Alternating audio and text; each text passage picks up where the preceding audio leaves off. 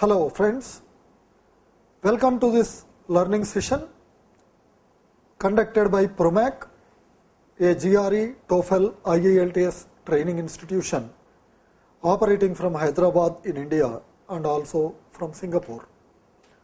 I am Narsi Reddy. I am the director of this institute called Promac, and today I will be teaching or explaining some words in a logical, rememberable, understandable manner. The methodology we follow is we take a word, wherever possible we will try to understand some synonyms, that is words with similar meaning to the given word, antonyms, that is words with opposite meaning to the given word, and some related words or some words that sound very similar because they have similar spelling, similar pronunciation and generally confused with the given word. So let us start this session with some words starting with letter A in the English alphabet. So the first word we will take up today is object. ABJECT, object. This word object is an adjective. It is used to describe a quality, generally anything bad. When it is extremely bad, you call it as object.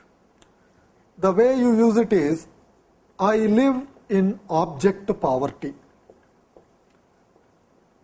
Many citizens of this city are living in abject condition. So what is object? Object is extremely bad, very horrible, very miserable condition. So the meaning of this word ABJECT, object, can be taken as anything that is very miserable or wretched or extremely bad condition used to describe living conditions or poverty, etc. In dictionaries, they may also give the meaning as lacking pride.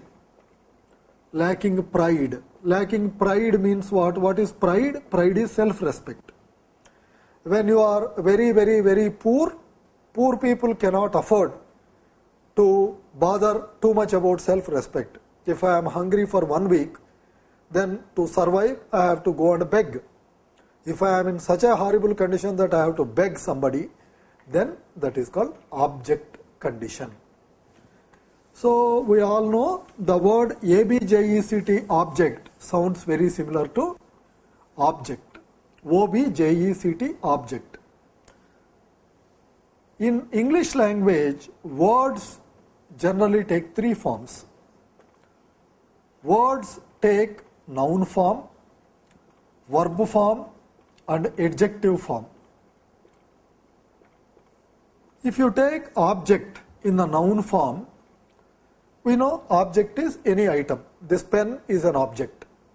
This wiper is an object. This shirt is an object. But object, if you take as a verb form, it has a meaning called oppose. The government decided to increase income tax rates, but the citizens objected the proposal of the government. So what is the object? Object is to oppose. Always you have to be clear in which form the word is used. Is it used in a noun form? Is it used in an adjective form? Or is it used in a verb form? Many times the meanings could be widely different. Sometimes the meanings are related, but sometimes the meanings could be completely different. I will explain some words where the meaning is completely different when a word is taken in noun form and verb form. Let us learn some words. FLAG, flog. FLING, fling. LAST, lost. Green, green. I think all these are extremely simple words. There is nobody among you who does not know the meaning of these words. But when you are using them in a different form than the form which you know, they take a completely different meaning. I was explaining a word called object. I said the meaning is different in noun and verb form, same way. You see this word called flog. What's the meaning of flog we know? We know the word flog in the meaning of noun form. American flog, Indian flog, United Nations flog, Japanese flog. So flog is something which symbolizes a country or anything.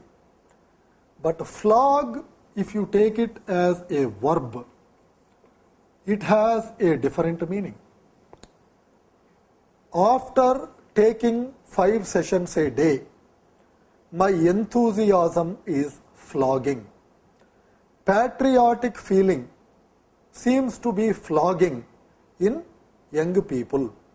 So, flog has a meaning called reduce or decrease energy, enthusiasm or interest. So, flog has a meaning called become weak or go down, anything, energy, enthusiasm, interest. There is one more word, fling. You see this word fling, noun meaning is different, verb meaning is different. If you take noun meaning, fling is, people have relationships. Sometimes the relationship is very serious and may lead to marriage and children. But sometimes a relationship between a man and a woman or between two people is very, very casual, very non-serious, very short term. So, any casual, non-serious, short term romantic relationship, a casual affair is what is called a fling. Mr. A had a fling with a girl called B. So, fling means short time, less period. But fling, if you take it as a verb, has a different meaning. Mister, if you disturb me too much, I will fling this pen at you. I will fling you out of the window. So, fling, if you take it as a verb, has a meaning called throw something in anger. Throw something in anger.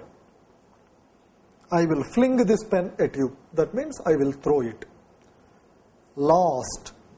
L-A-S-T, lost. The most common meaning we know is as an adjective. I was the last person to do this work.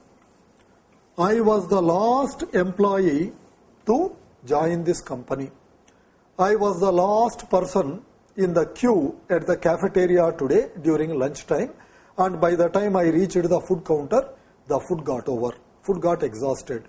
So, last, one meaning is anything that comes in the end. But if you see lost as a noun form, it has a completely different meaning. You are going somewhere, suddenly your shoe got damaged. Your shoe breaks. So, when your shoe breaks, you look for a cobbler. What is a cobbler? Cobbler is a person who stitches or repairs the shoe. So, you go to the cobbler and tell him, my dear friend, my shoe is not good, it's damaged. So, can you fix my shoe? Can you please repair it? The cobbler has a certain type of equipment like this. On this equipment, he will put your shoe and he will repair it. So, this type of an equipment which a cobbler uses is called lost. Probably many of you might not have heard of this word. LAST, lost, also has a meaning called a type of equipment or instrument used by a cobbler or a shoemaker. Green, what is there to explain in green? Green is a color. We all know what green is. Green is a color. But green has many meanings. If you take the word green in the adjective form, green has at least 2 or 3 meanings. One meaning of green is inexperienced. One example of green is inexperienced. Somebody who is a beginner, somebody who is raw, somebody who is new to something, doesn't have much of an experience. Why? You take any fruit. If there is a greenish color in the fruit, that means the fruit is still not ripe. But when all the greenish color goes away, yellow, orange, red or some such color comes, then we say the fruit is ripe. So the fruit is not ripe means not experienced, not fully developed. So then there will be greenish color. So green has a meaning called inexperienced. If you want to say somebody is very inexperienced, you also say this person is green behind the ears. Green behind the ears means very inexperienced. So a inexperienced person is also called greenhorn. He is a greenhorn. A greenhorn is an inexperienced person. A person who does not have much experience, or a person who is a beginner, a person who is new. I am a greenhorn teacher. I am a greenhorn actor. I am a greenhorn businessman. So greenhorn is inexperienced. The word green is also used in another meaning. Till 50-100 years back, entire world predominant profession was agriculture. So in agriculture, what is the financial status of a person? How is a person considered rich or poor? You have land and you produce crops, and crops basically are greenish in color. So you say somebody is very green. Green is a color that symbolizes prosperity. Green is a color that symbolizes wealth. Green is a color that symbolizes good financial status. That is the reason why you see money in every country, or most of the countries in the world. Money is either fully or partly greenish in color. You look at an American dollar. In an American dollar, the back portion has a slight greenish tinge. That is the reason why American dollars are called greenbacks. I spent lot of greenbacks in buying this new car. So and so person is rolling in green. Rolling in green means he has lots of money. Greenbacks means dollars. I am working hard to earn some greenbacks to fund my college education. So greenbacks are dollars or money. So a word called green, apart from the meaning called color, it also has a meaning called to be rich, to be in good financial situation. It also has a meaning called a person who is very inexperienced.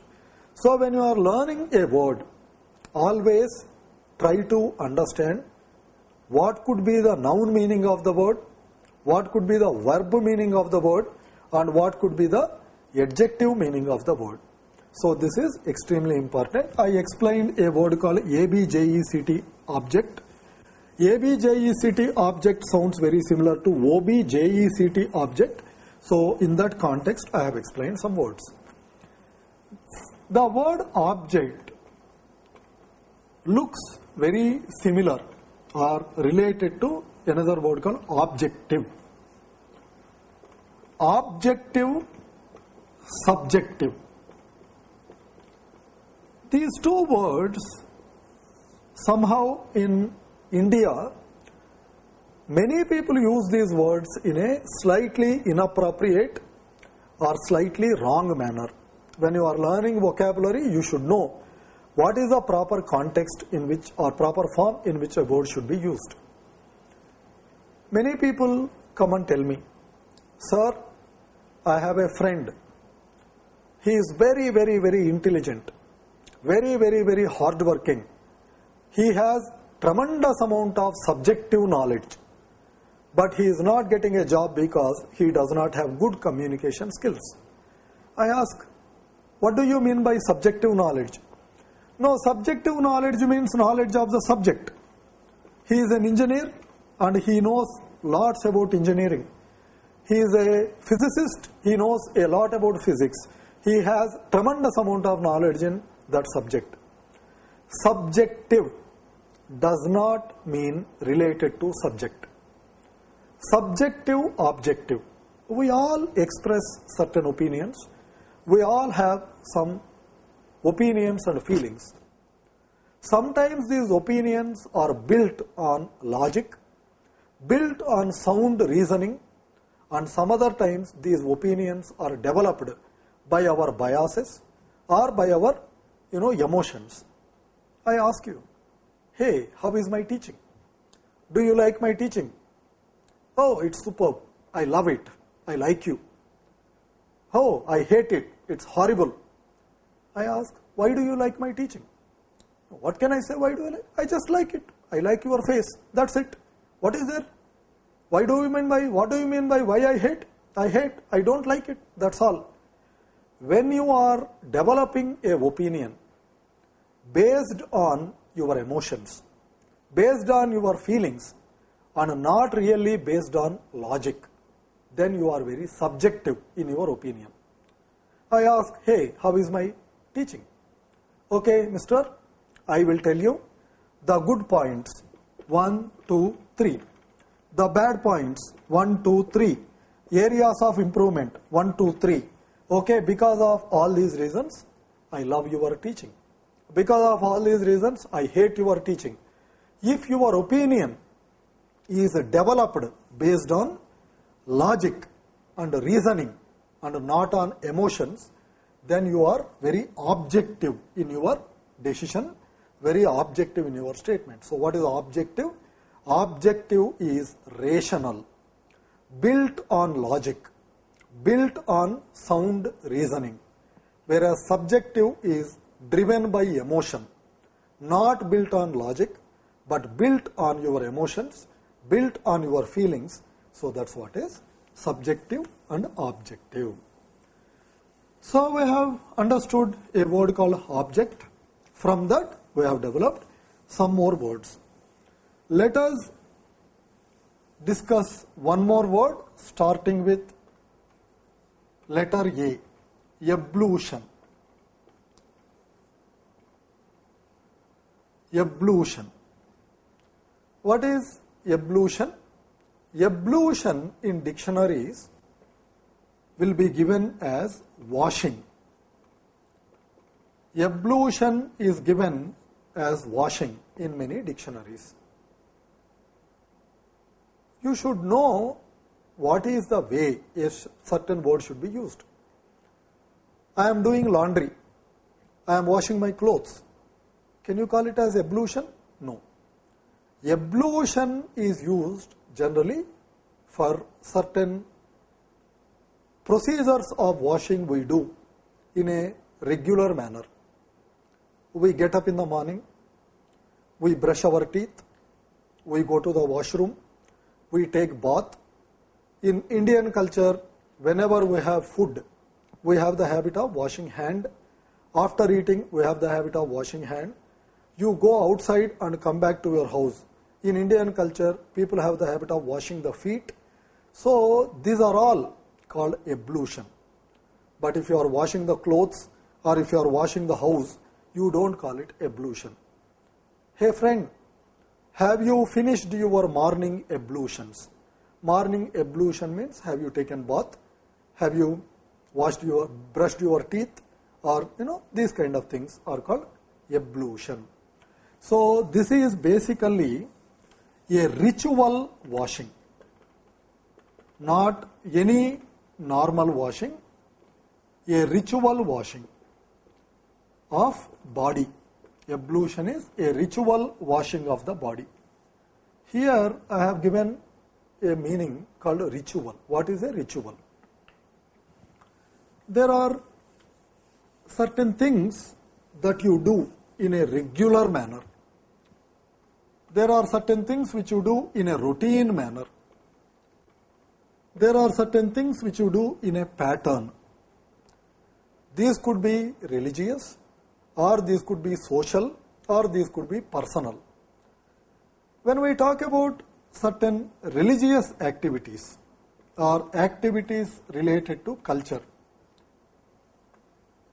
a person is getting married. Whether a billionaire is getting married, a millionaire is getting married, or a beggar is getting married, the procedure is the same.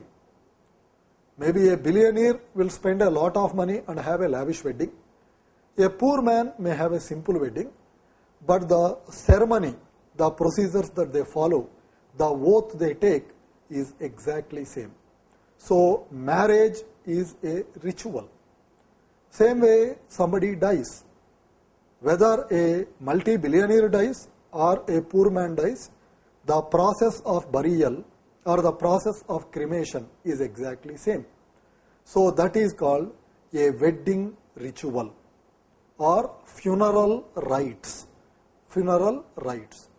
But this word ritual is also used in a manner where anything that you do in a systematic pattern. My Sunday ritual is I jog 5 miles in the morning, then I go and have breakfast at so and so cafeteria, then I catch a movie with some of my friends, and in the evening I go and have a drink with some of my friends. This is my Sunday ritual for the past 10 years. That means every Sunday or most of the Sundays I do the same thing. When you have a systematic, repetitive pattern or unvariable pattern, then that is called ritual. My ritual every day is to watch so and so program on television and then go to sleep. My ritual. So ritual or rite is something that is done in a regular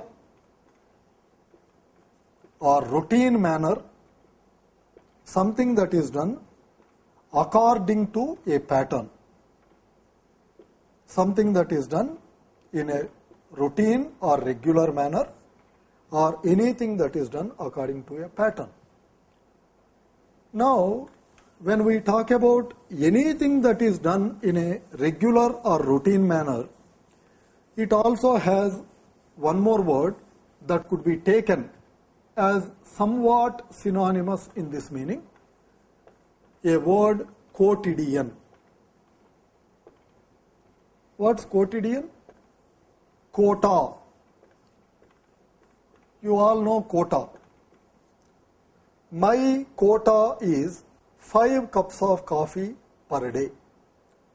My quota is 1 movie every weekend. My quota is 1 party every month. My quota is shopping once in 15 days. So quota, what is quota? Quota is anything that is done in a regular or routine manner or any regular or routine quantity. This is your quota.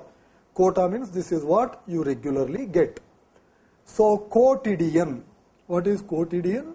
Something that is routine, something that is regularly done, or something that is normal. So this is what it is. So we have taken a word called ablution. Ablution is washing, but a washing of the body that you do it in a regular manner. But sometimes during religious ceremonies also you have certain washing. In Christianity, you get baptized. When you get baptized, so the Holy Father will sprinkle some water on you. That's also called ablution. So that's what it is, ablution. We are learning some words starting with letter A. Next word that we will discuss is aboriginal.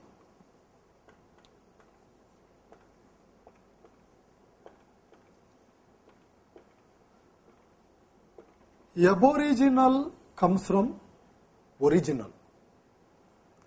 Obviously, original comes from origin. What is origin? Origin is beginning of something. Beginning of something. So what is original? Original is something that is there from the beginning. Hey, this painting looks like a copy. Can I have the original? You are giving me photocopy of your certificates, but I would like to see the originals. What are originals? Originals are the actual things that are there right from the beginning. So from this word called original or origin, we have a word aboriginal or aborigines. Aboriginal is the adjective. Aborigines are the people. What are aborigines or aboriginal people? In different countries, you go to United States of America, the original inhabitants of America 400-500 years back, today you call them Indians or Red Indians. They were the original inhabitants of United States of America. Then when Christopher Columbus supposedly discovered America, so people from various other countries and various other continents have come and settled down in United States of America.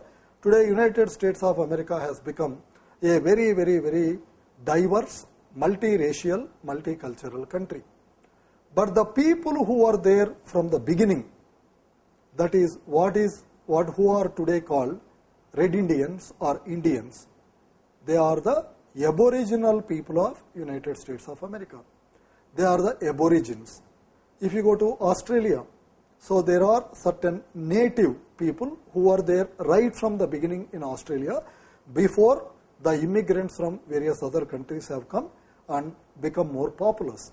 So when we say aborigine or aboriginal, the original or native people of a country or area, the original or native people of a country or area, people who are right from the beginning. So anybody who was there from the beginning, or sometimes you also take it as primitive. What is primitive? Primitive is people who are there for a very, very long time. Now, more or less in the same meaning as aboriginal, somewhat closely, there is one more word, indigenous. Indigenous comes from a root word called India. Christopher Columbus wanted to find India. Then when he started from Spain, he found America. But he thought that America was India. So when he saw the people there, he thought he was in India and he called them Indians. So from that, today, Indian has taken a meaning called native. When you go to United States of America, I am an Indian. When I go to United States of America, if somebody asks me, Mr., who are you? I don't call myself American Indian. I have to tell I am an Indian American. I am from India and now I am living in America.